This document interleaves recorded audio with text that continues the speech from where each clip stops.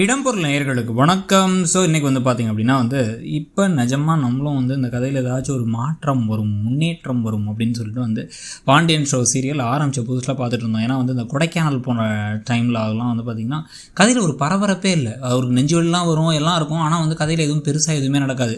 ஒரு மாதிரி போவாங்க வருவாங்க, ஏன்டா கொடைக்கானல் போனாங்கன்னே தெரிலங்கிற மாதிரி இருந்துச்சு. ஆனால் நம்ம அடிக்கடி சொல்கிற மாதிரி இந்த மகா சங்கமத்தில் எப்போ இந்த கதிர்ராஜ் கல்யாணம் நடந்துச்சோ அதை எவ்வளோ தான் திட்டினாலும், எவ்வளோ தான் நம்ம என்னங்க இது கட்டாய கல்யாணமாக இருக்குது அப்படின்னு சொல்லி சொன்னாலும் இந்த கதையை அப்படியே மாற்றி அமைச்சு டிஆர்பிலையும் நல்ல இடத்துக்கு கொண்டு பார்க்குறதுக்கும் நல்லா இருக்க வச்சு அந்த பாண்டிங்கையும் அதுக்கப்புறம் சூப்பராக மெயின்டைன் பண்ண ஆரம்பிச்சிட்டாங்க. இப்போ அண்ணன் தம்பிக்குள்ளே இருக்க பாசம், சரவணன் செந்தில் மேலேயும் கதிர் மேலேயும் நான் தான் பெரிய அண்ணன், நான் தான் அவங்கள பார்த்துக்கணும் அப்படின்னு நினைக்கிறதாகட்டும், கதிரும் செந்திலும் குற்ற உணர்ச்சியில் அண்ணனுக்கு ஒரு நல்ல வாழ்க்கை அமைன்னு நினைக்கிறதாகட்டும், மீனா கோமதிட்ட டிப்பிக்கல் மாமியார் மகன் இல்லாமல் ரெண்டு பேரும் வம்பளுத்துக்கிட்டு கிண்டல் பண்ணிட்டு பேசிட்டு இவங்க பேசுறது எல்லாமே ஒரு பக்கம் நல்லா இருக்கிறது.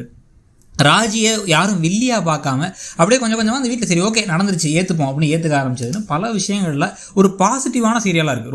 ரொம்ப நெகட்டிவிட்டி அப்படிங்கிறதுலாம் நிறைய சீரியலில் இருக்கும்போது நிஜமாவே நல்லாவே போயிட்டுருக்கு அப்படின்னு தான் சொல்லணும். நமக்கு பிடிச்சிருக்கு இந்த சீரியல் பார்க்குறதுக்கு. பர்சனலி எனக்கு ரொம்ப பிடிச்சிருக்கு இப்போ பார்க்குறதுக்கே.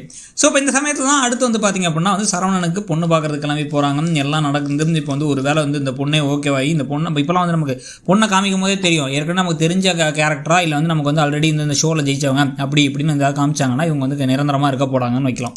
அப்படி இல்லாமல் ஏற்கனவே நம்ம பார்த்த சீரியலில் சைடு ரோல் நடிச்சிட்டு இருந்தவங்க யாரையாச்சும் இப்போ கொண்டு காமிச்சாங்க, அவங்க தான் மாமனார் மாமியார்னு காமிச்சாங்க, அப்போ சம்மந்தி வீடுன்னு காமிச்சாங்க அப்படின்னா தெரிஞ்சிடும் இது நடக்க போகிறது இல்லை, இன்றைக்கி இங்கே ஏதாவது பிரச்சனை வரப்போகுது அப்படின்ட்டு.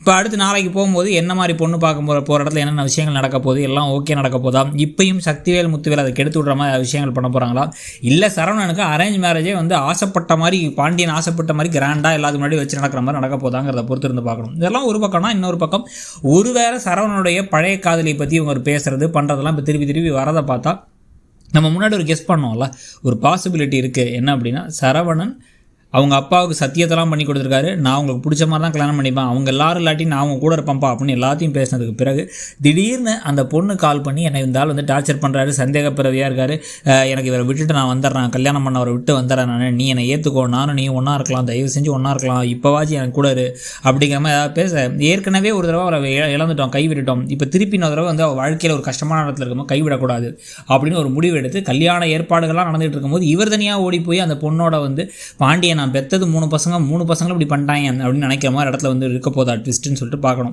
அதில் கதையில் ஏகப்பட்ட திருப்பங்கள் வரலாம். அவங்க வீட்டுக்கு வந்ததுக்கப்புறம் இன்னும் பெரிய ஷாக் ஆகலாம். ஏற்கனவே கல்யாணம் ஆகிடுச்சுங்கிறத ஏற்றுக்கிறதுக்கு இங்கே வீட்டிலலாம் அட்ஜஸ்ட் பண்ணுறதுக்கு டைம் ஆகலாம். ஸோ புரட்சிகரமாக அதே சமயத்தில் இன்ட்ரெஸ்டிங்காகவும் கதை போகிறதுக்கான நிறைய வாய்ப்புகள் இருக்குது. என்ன நடக்கும்னு நினைக்கிறீங்க?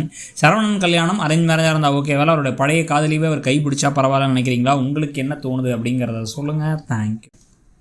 இடம்பொருள் நேயர்களுக்கு